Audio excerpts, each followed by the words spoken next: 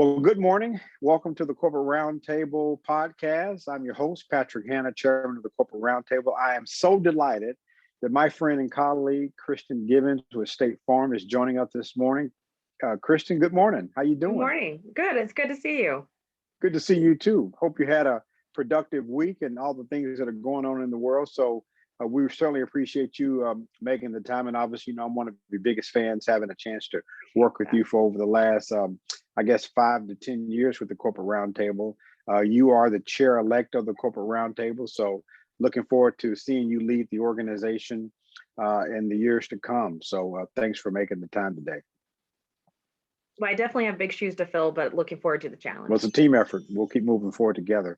But speaking of that, the Corporate Roundtable has over 105 member companies. We're here to be a resource to our state legislators at NCBSL. And so I am so honored to have the chance to serve as chair this year. But one of the things that I really like to do is give a chance for our membership as well as our legislators to learn more about some of our members. And so you have a very important role as a member of the executive committee and also as chair-elect. And so what I'd love to do is hear more about, who were you before you became you, is what I call it. We all have a story to tell, and we all have experiences in our lives that have been impactful and transformative to allow us to become the people we are today. So tell us a little about your background, Kristin, and some of the things that inspired you to become who you are today.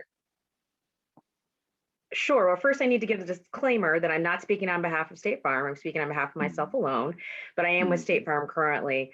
I don't think my story is that interesting. It's really I've been really fortunate and really blessed through life because I'm not a big planner. So raised by my grandparents in Evansville, Indiana, which is down right across the bridge from Kentucky.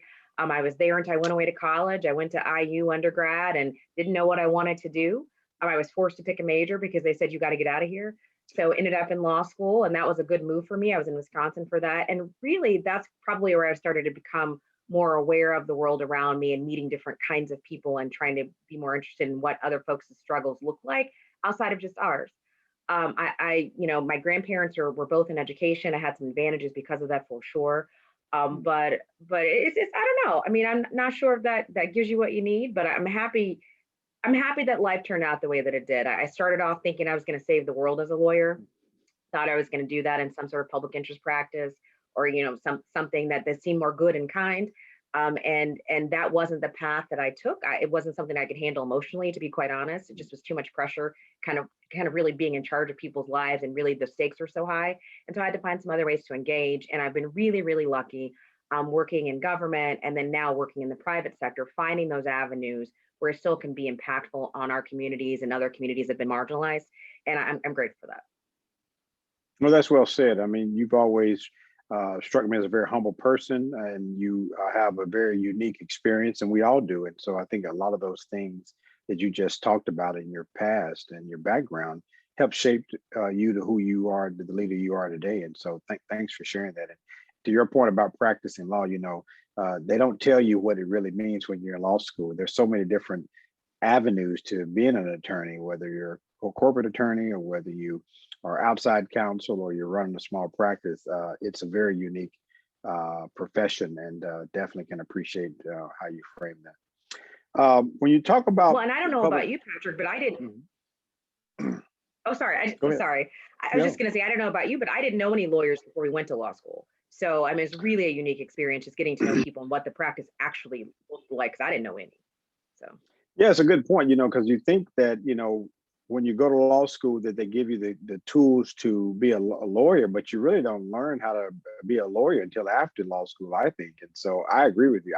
I knew attorneys in my community, but I never worked at a law firm. I mean, one of the smartest things I would tell any young person that wants to go to law school: work in a law firm before you go to law school, because you need to understand what that culture is like and what the job entails. I grew up in the era of LA law. And so you see Blair Underwood and the suits, and it's like, yeah, that's what I'm going to do. But you don't know that there's a lot of reading and writing and research that you have to do before you even go to trial. So I know what you mean. I didn't have any attorneys in my family, or I knew some in the community, but I never worked at a law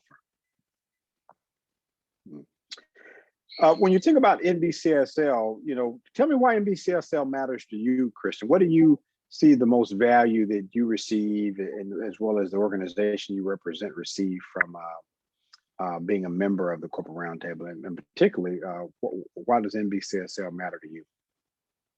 So I'll tell you kind of a practical example and kind of the way I feel about it, and then talk a little bit more about how I think it relates to the work that we do. When I first got into the role of doing government affairs work for State Farm, I had Oklahoma and Kansas. Those are two of my jurisdictions. And so every year, right before the annual legislative conference, I would go to Oklahoma for the Chamber of Commerce meeting, and I'd be the only person in the room that looked like me, except for the folks who were serving the food, to be quite frank. And I'd take the very next week, I'd leave that meeting, go to the next one, and I'd be home at NBCSL. And that level of community and engagement and recognition and people actually seeing me was just so powerful, especially those first few years, because I'd not been in that setting where I knew that many Black legislators and that many Black public policy folks and that many Black folks doing the kind of work that we do. And that was really, really exciting and comforting for me. I needed that. It was like the way I would recharge at the end of every year before I move forward. Professionally, it's been a real opportunity for us to think about those non-traditional partnerships between business and between legislators. And I think that a lot of our companies think that we need to be on one side of the aisle or the other, and those are the only folks that are ever going to want to hear our message. And I've really found and been able to convince my folks back at the home office, that's just not the case here. People want to talk about, we all have the same concerns and issues. We may want to get to that solution in a different way, but it's not as if we should be ignoring some folks because we think they're not our friends. And it's really, really important to make those connections and engagements when we're in that space together. And I think the organization provides the most value. And I think there's still really a huge opportunity for the legislators here to yield their power. I don't think they realize how powerful they actually are and the impact they can have every single day when they start to think a little bit bigger. We've got some great folks that are super engaged, but I know there are a lot of folks who still don't come to the annual legislative conference, who still aren't engaged in a way where they realize they can take this back to their home states, regardless of where they sit in the majority and the minority, and really make some changes, make some differences for their constituents. So I'm excited to see that move forward, and I'm excited to be a part of it. And I will do anything that I can to make sure that happens. That's well said, Kristin. You're absolutely right. And I think that's an excellent point when you talk about the unique intersectionality between public policy and jobs in particular. And that's one of the things I'm really excited about President Billy Mitchell really leaning in on jobs and economic development opportunities for our community. And I think the Corporate Roundtable really has a unique perspective on that, considering the organizations that we represent, and to truly be partners with our legislators. And I think it's, to your point, it's up to us to make sure we continue to support them and making sure that they know that the private sector and companies have a role to play, and also addressing systemic racism and systemic inequalities in the country, but also making sure we give them the tools that they need in order to implement public policy that impact our community. And so I think that's absolutely right. Couldn't have said it better. And one of the things I always think about, when you think about your experiences in NBCSL and the Corporate Roundtable, we all have role models. We stand on the shoulders of our ancestors, as you and I have talked about in our private exchanges. But one of the things that I always find interesting in these conversations are who are the people that inspired you, any heroes or sheroes that inspired you throughout your life to be the leader that you are today, that you'd care to share to the audience? Sure, I'm happy to. I feel pretty fortunate because I grew up with mine. So, my grandparents were huge influences in my life. And when you think about their experiences, they're 88 and 89, and praise be, they're still with us even through these crazy times. But that's really where I learned that it's going to be hard, but there's going to be opportunity if you can try to harness that. They were my biggest cheerleaders, my biggest advocates. They both got PhDs later in life, but both of them grew up in really impoverished situations. My grandfather didn't have his own bed until he went to the Army. And so when you think about those kinds of things, and you look, my grandfather, they're both in the school system where I'm from. He created the plan to desegregate the schools there. He was targeted by the police because of that.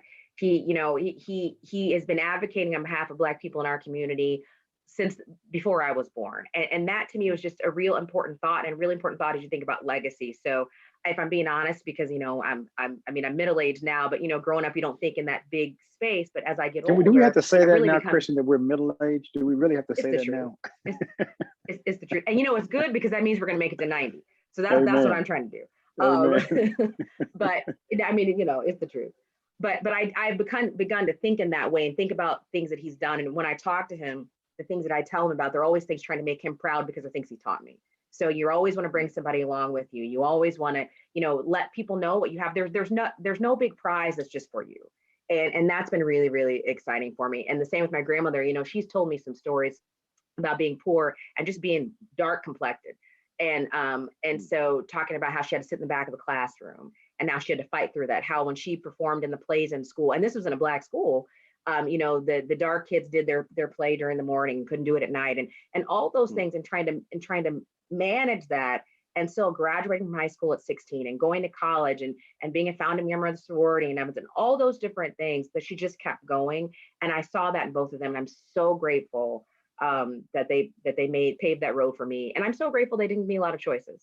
So I was not going to be a nothing. I'm not, I'm not anything great, but I wasn't going to be sitting on the couch at home. So No, that was not an option. That was not an option. No, absolutely. No. Well, you are great in our eyes, Kristin, and thanks for that story. You've always shared those stories with me privately about how influential and inspirational your grandparents have been in your life. And I think we all can relate to that in a lot of ways. And so thanks for sharing that with us, Kristin. Thinking about 2021 outlook, here we are, hopefully coming out of a pandemic. We've got the corporate roundtable. We've got all these different events taking place in the world. We've got all sorts of challenges to face. But tell me, one, what's your charge to the corporate roundtable, to our members, what we should be focused on here in 2021, and what's your general outlook for 2021 for NBCSL, for corporate roundtable, or any general perspective you have on this year? Well, you've done an amazing job of leading us through a really challenging time and making sure we're pushing the ball forward. This would have been an opportunity in this virtual world with pandemic and with systematic racism, really making people aware that didn't know before. But in working in that space, but still moving us forward. So growing our membership, growing our engagement with the legislators, and keeping those channels of communication open. And I think that that's what our goal has to be for 2021. It's hard because I think, individually we can all kind of get bogged down with what's going on, but we got to keep thriving and not just surviving. And I think that's a part of what needs to happen here, even in this virtual space.